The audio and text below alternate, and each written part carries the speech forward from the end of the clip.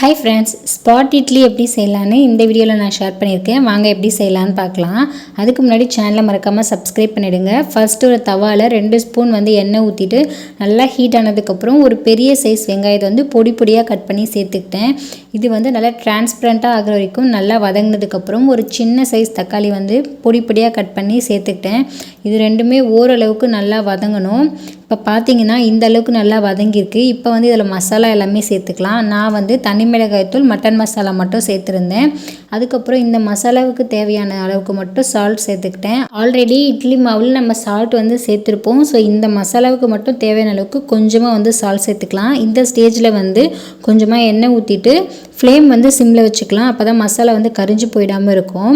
அதுக்கப்புறம் இதில் பொடி பொடியாக கட் பண்ணி வச்சுக்க கொத்தமல்லி, கருவேப்பிலை சேர்த்துக்கலாம். இது சேர்த்ததுக்கப்புறம் அவ்வளோ வாசனையாக இருக்கும். இப்போது மசாலாவோட பச்சை வாசனை எல்லாமே போனதுக்கப்புறம் இதை 2 பார்ட்டிஷனாக நான் பிரிச்சுக்கிறேன். நான் பண்ணியிருக்க அளவு பார்த்திங்கன்னா 2 ஸ்பாட் இட்லி தான் வரும். ஸோ அதுக்கேற்ற மாதிரி 2ஆக பிரித்து ரெண்டுத்தையுமே நல்லா ஃப்ளாட் பண்ணிக்கிட்டேன். அதுக்கப்புறம் திக்காக இருக்கிற இட்லி மாவு இதில் ஊற்றிக்கலாம். முடிஞ்ச வரைக்கும் மாவு திக்காக இருக்க மாதிரி பார்த்துக்கோங்க. அதுக்கப்புறம் இதுக்கு மேலே நான் இட்லி பொடி தூவியிருந்தேன். இது ஆப்ஷனல் தான்.